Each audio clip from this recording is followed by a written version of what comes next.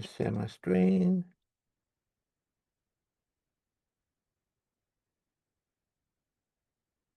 And okay, away we go. Well, so morning everyone and welcome. It's great to be here, and as I was saying earlier, I can't believe it's almost September already. This is the Data Security Forum. This is actually our 22nd Data Security Forum. So we've got a fair number that we've done now, and if you want to see recordings or any others, please do just let us know, because we can make those available to you. And in fact, we'll soon be available on the website, hopefully, when I get my web developer to do that bit.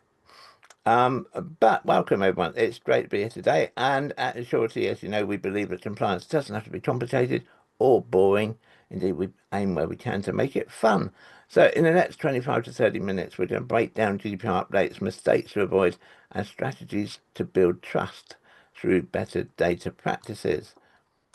So let's have a look at what we're going to talk about today. We're going to talk about the latest updates in the world of GDPR. We're going to look at the top mistakes top GDPR mistakes that companies make. We're going to look at clear and simple ways to prove consent. We're going to look at protecting trust through better practices. How can you improve the trust by just doing things better? Maximizing your privacy policy. Then we're going to talk about a new thing we're offering, which is a no obligation GDPR audit. And then we have time for some questions and answers at the end. Each of these areas will help you turn GDPR from a box-ticking exercise into a business advantage. And as I said, at the end, we have plenty of time for questions and answers. So let's make a start and say, okay, let's go. Latest updates, what's new? Mainly it's new, and I talked about this in the last Data Security Forum 2 weeks ago, is the Data Use and Access Act that got royal assent on the 19th of June with its purpose of modernising UK data governance. It's a sweeping piece of legislation. It's the first major change to data legislation since 2018. And it's not just about privacy, it's about enabling more efficient, secure data sharing while tightening governance of that data. And it also has the plan to replace the ICO with a new, more corporate style regulator called the Information Commission. So some of the things that are in it are stronger regulator powers. So at the moment, if the ICO wishes to come and see you about a data breach or any other issue that's been raised with them, a complaint that's been raised with them by a member of the public, you can say no. You don't have to go along to an interview with them. I mean, it's not advised because it goes against you, but you don't have to go. You can go, or you can go and just say no comment to everything, which again doesn't really help. But with the stronger regulator powers, they are going to be given the same power as HMRC have to actually compel you to go to an interview. So if you don't go to an interview, you actually be committing an offence. And I think that makes sense. I'm not personally aware of that many people who refuse to go to meetings with the ICO, but they're covering their bases with that. It brings in more flexible handling of data subject access requests. You can seek much more clarity and the clock stops. And what I mean by that is at the moment, you have 30 days, 30 calendar days to respond to a data subject access request. With the new rules, and these are active immediately, if you need to verify the person's identity, which you should do anyway, then the clock stops whilst you're waiting for that proof of identity. So if it takes them 3 days to find their passport or something with their photo on and to find a utility bill, then that's 3 days the clock stops. Likewise, the act now gives you the right to go back to them and say, well, you've asked for everything. That's going to be a lot of work for us. Can you be more precise about what you want from us? And again, each time you do that, the clock stops until they provide that clarity. So it means that you have a little bit less pressure on you to fulfill the data subject access request. That said, you do need a way, of course, of recording each time the clock stops of where the clock had dropped to. Because you still only got 30 days overall. So if you worked on it for 2 days before, or 2 days elapsed, I should say, before you sent them the request for their identity information, then when the identity information comes in, you need to remember that you've already used up 2 of the 30 days. Um, it's going to be greater transparency. The ICO itself is going to publish more reports about its annual performance and about its enforcement that it does. And I think, again, that's a welcome thing because people get the impression that the ICO doesn't actually do that much. In fact, they do. They're just not very good at publicising it. So I think the fact they're going to publicise it is good news. Um, and this next one is the big one that's going to cause a lot of work for businesses and for people like myself. Is the act is going to bring in mandatory complaint handling. What that means is that someone's got to complain about the way you handle their data or that you've not satisfied their data subject access request. At the moment, they can go straight to the ICO, and people do, of course. When this comes into being, they won't be able to do that.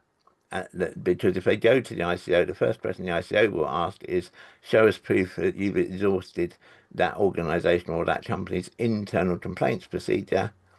And if they can't do that, they'll just be turned around and said, go back to talk to the people you've got an issue with, exhaust their complaints procedure, then come back. Why is the ICO doing that? Because they're overworked. At the moment, the ICO, if you email the ICO, your email will most probably not get read for 24 weeks. And it might be another 18 weeks after that before it gets any action taken on it. So it could be 42 weeks from when you send in a complaint to when you hear anything back from the ICO. It's not good. It's not good for the ICO because it's bad for their morale. It's not good for people putting in a complaint because they're not getting a great service. And so there's two ways you can deal with that. Of course, you can throw more money, more assets at it, or you can change the way it works so that people have to work with businesses and organizations first. And the government's chosen to do that way, not surprisingly, because it's, as we all know, it's got a bit of a black hole in terms of spending at the moment. So it certainly wasn't going to throw more money at it. And as I say, the ICO is going to be replaced with Information Commission. So instead of one man, John Edwards, who is the ICO at the moment, his role will be abolished and it will be replaced with a commission. Actually, I think that's a really good thing, as long as it's not too big. I'm worried that if they put too many people on that commission, that the commission will become a talking shop. But let's see. So what does that actually mean? Well, it means that hopefully, although we're still waiting for the final decision, the EDPB, the European Data Protection Board, will agree that the UK is still an adequate country after Data Use and Access Act 2025. I personally don't see any reason why they won't, but we don't know for sure. At the moment, as it quickly runs out on the 31st of December this year, but I, along with most industry professionals, think are 99% confident it's going to be renewed. The ICO has issued updated guidance on children's data, artificial intelligence, and data subject access requests. I covered off the data subject access request bit just now. They have issued new guidance on children's data and on artificial intelligence. So if you deal with either of those, it's worth looking at that guidance. Nothing substantial changed in it. It is just new guidance. The ICO has open consultation on two things. It's open consultation on this complaints procedure idea and on the idea of something which is called recognised legitimate interest. And this is largely a state-driven thing where, in terms of a good example would have been when we had the COVID pandemic. Part of the problem with the research into COVID pandemic was that because of GDPR and the Data Protection Act, pharmaceutical companies couldn't share information really amongst each other easily without going back to people to get consent. That won't need to happen under the new law because they will be able to rely on this thing called recognised legitimate interest and just share information without checking with anybody. And there are new expectations around privacy by design and accountability, but we'll cover those in another session. So what do the updates mean for you? What do you need to do right now? First one is, and this is a real easy one to do, is go into your privacy policy, edit it, and update it to say not only is it compliant with GDPR, UK GDPR, and the Data Protection Act 2018, but it's also compliant with the Data Use and Access Act 2025. Do have a look about how you handle data subject access requests, because you need to build in this thing now about the clock stopping, because you almost certainly won't have that written into your policies and procedures at the moment. There is going to be, and indeed there is currently, much more emphasis on data retention policies. One of the things which the ICO has come out quite strongly on is that they no longer regard it as adequate to say within your privacy notice or your privacy policy, we keep data as long as necessary. Because that's just vague, isn't it? It doesn't mean anything. So what they're saying is that you've got to give actual time periods. Now, first bit, that's quite easy, really. It just needs a bit of sitting down and thinking about what those time periods are. The trickier bit is making sure you've got a process in place to make sure that that is how long you actually keep the data. How do you know you're actually destroying the data, or you're archiving it, or whatever you're doing with it in accordance with your data retention policy? But how do you know you're doing that? Have you got a regular process in place to do that? And although the complaints handling bit I just spoke about, because now they're going out to consultation, they've actually deferred that coming into force until the summer of 2026. So we've got best part of a year to get that complaints procedure in place. Do need to start thinking about it, because I said right at the start of the presentation about I can't believe it's September already. Where's this year gone? The same's true with this. At the moment we say, oh, it's 12 months away. That's fine. We've got plenty of time to think about that. We all know that 12 months goes really, really quickly. So my advice to my clients certainly is start thinking about it now.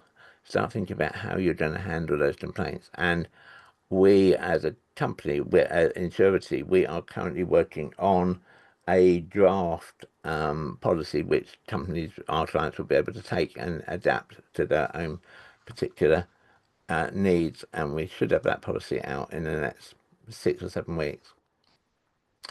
And it's important that you check through the policies in your policy folder, because it needs to be visible, and you need to make sure you've got nothing in there that's out of date, really.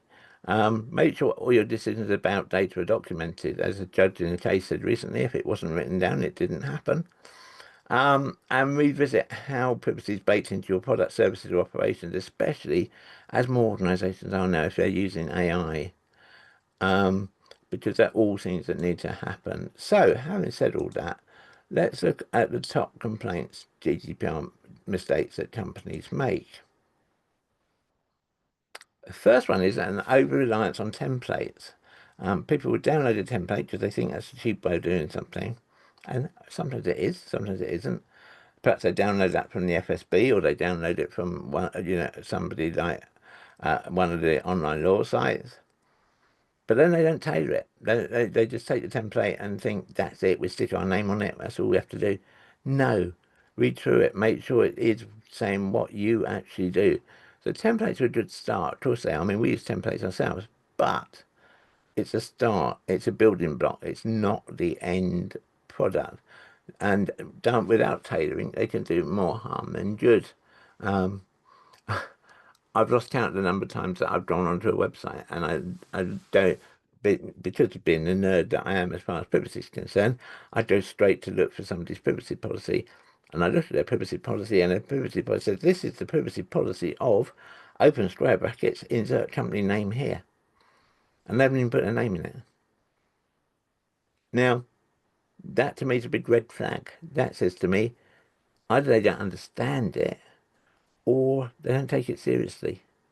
And neither of which is what you want. Because what if I was thinking of doing business with you, that might just absolutely turn me off, and think, okay, I'm not going to deal with them, because if they're that slack in looking at their privacy policy, how tight they're going to be on looking after my business. A lot of companies don't understand what their lawful basis for processing is. Everybody thinks you need consent when you don't need consent for everything. There's 6 different reasons, 7 now, with the new legitimate interest that the government is bringing in. You could meet any one of those, and often consent's not the best one to use for whatever it is you're doing. As I said earlier, use of as long as necessary for data retention. That's bad practice now. Ignoring data subject access requests. Don't ignore them, because people won't go away. And people are just exercising their right. So, if someone sends in a data subject request, take it seriously, look to provide them what they need. And don't have outdated or overly complex privacy policies. Because, again, if it's out of date, it puts people off. If it's overly complex, and I've seen some that are written in real legalese, I've got a fairly good background in legal documents, but I've read some of them and even I don't understand them. And if your user can't understand it, it's not protecting you, and it's more importantly, it's not protecting them. So make sure it's simple. And have clear and simple ways to prove consent. Use granular opt-in consent forms so people know exactly what it is they're consenting into. Keep a clear record. It's not just a case of someone ticking a box. Keep a record of when they did it, who did it, what was their IP address if they're doing it online, when they did it, and how they did it, and what did they think they were consenting to. And also make withdrawal of consent simple to do. This on the left, I know you can't see all of it because of the way the slide is done, but this was actually a question on recently on the 1% Club on ITV on a Saturday evening. But it's a good example of how not to word things for unsubscribing. Just, which button do you click to unsubscribe from this email? If you'd like to opt out of the unsubscribing process, don't click yes. Okay, what am I supposed to click then? And so once you put something confusing like that, you're just turning people off. So don't do it. Make it simple. Protect trust through better practices. So limit data collection to what is necessary. Only keep the minimum amount of data you need to do whatever it is you do. Don't hold data because it might be useful one day.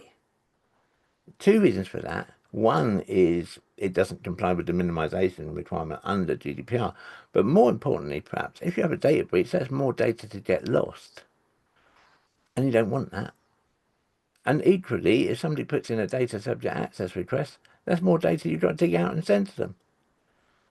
And then they might say, why are you holding that? Because how does that relate to what you do? So don't do it. Make sure you're holding the minimum amount of data that you need. Be transparent with users about what their rights are. Have it clear in your privacy policy what their rights are. Make sure staff know what their rights are. Train your staff to handle personal data confidently and securely. It's so, so important because when people feel that you're respecting their data, they're more likely to do business with you. And good data protection isn't just about avoiding fines. In fact, don't worry about fines really in a lot of senses. Worry about potential damage to your reputation. Good data protection is about trust. And as I was saying, our training, good data protection is a mindset, not a rule set.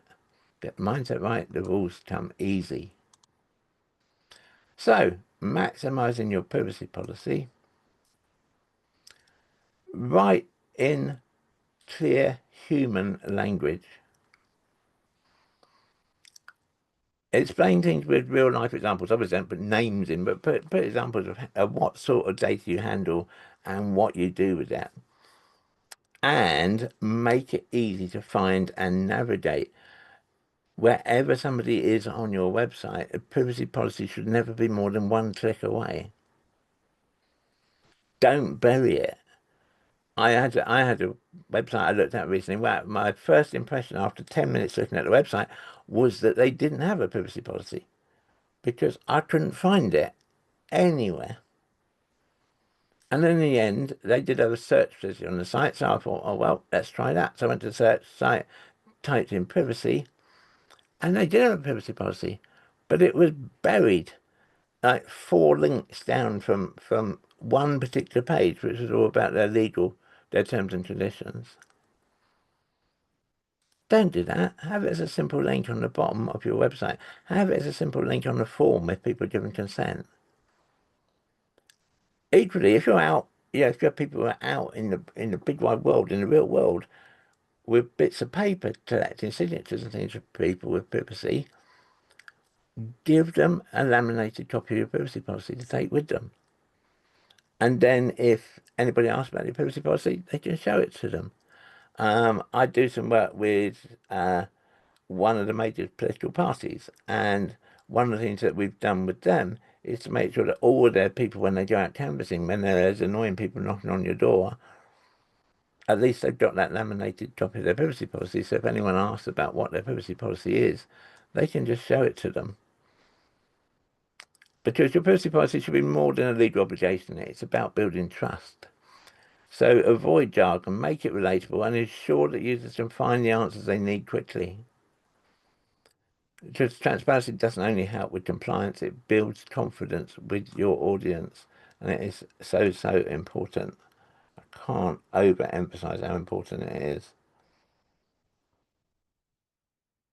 So your next step, this is something new that we're offering. We are now, because in response to people asking us for help, and I've realised actually I've made a boob on the next slide because I was supposed to have a QR code in there and I've forgotten to put it on the slide.